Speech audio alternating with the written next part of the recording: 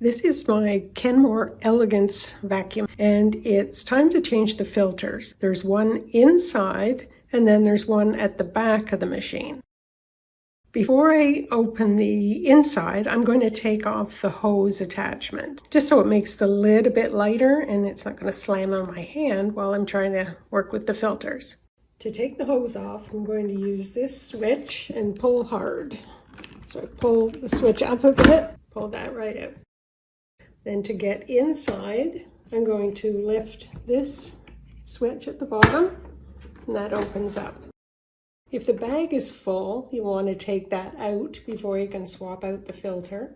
Here's the filter at the back, and I can just pull that out. Now I've got a new filter. I'm going to put it back where the other one was. And this lid doesn't stay open well. That's why you take the hose off. But the new filter goes in with the white side facing toward the bag, and just slip it down into there, and it's set. You can shut and put the hose back on.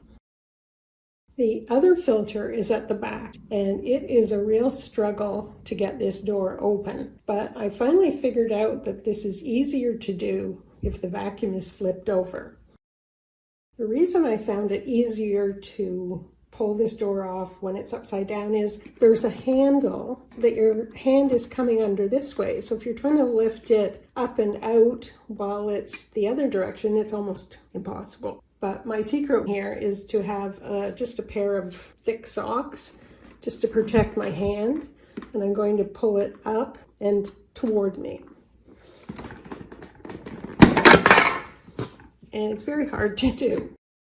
But once you're inside there, there's the other filter. It has little airflow directions on it. It's just going to sit in here, so it doesn't matter apparently if it's either direction up, as long as the airflow is coming from the machine out. We'll just put a new one in. Fits in there very easily. And then the door has little tabs that you're going to insert in little tabs here.